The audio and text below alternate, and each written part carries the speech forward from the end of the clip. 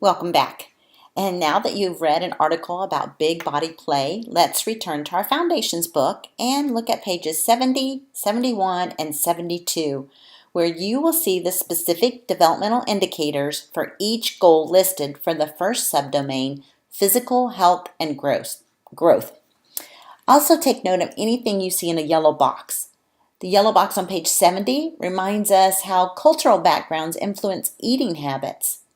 The yellow box on page 71 is about the need for both teacher-directed and free play activities. Now on the next two pages, pages 73 and 74, you'll see specific strategies to use for infants and toddlers as well as preschoolers to assist children in developing physical growth and health. Now let's look at pages 75 and 76, where you will find the developmental indicators for the specific goals for the subdomain motor development.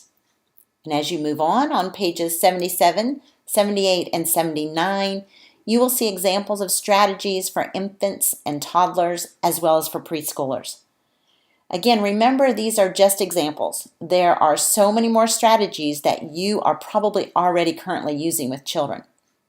Sometimes there are simple adaptations that can be made to classroom materials to allow children to be successful who might be limited in mobility and physical skills. For instance, if a child cannot grip a paintbrush, then cutting a hole in a tennis ball and slipping the paintbrush into the ball may allow the child to grip it and be able to paint.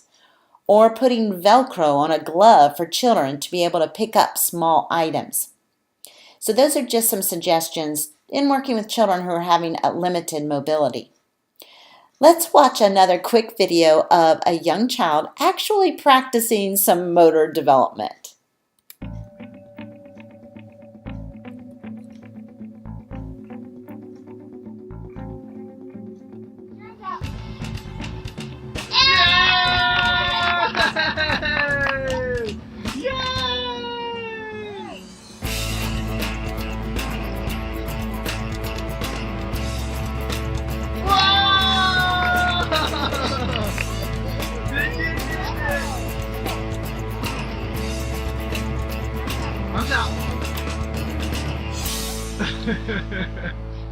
Gotta do some flat ground. Oh, so close! One more. Yeah!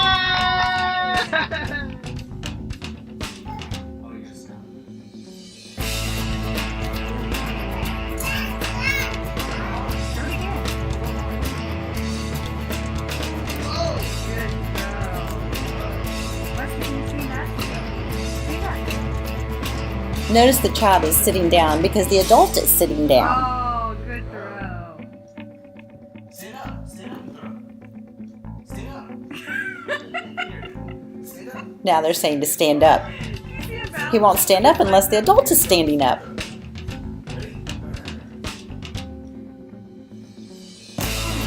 throw.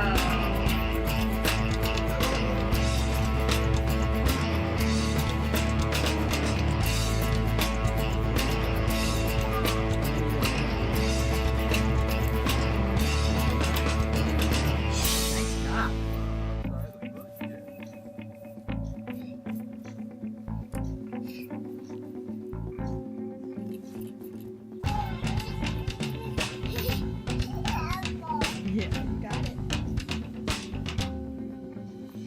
Very good. Good job.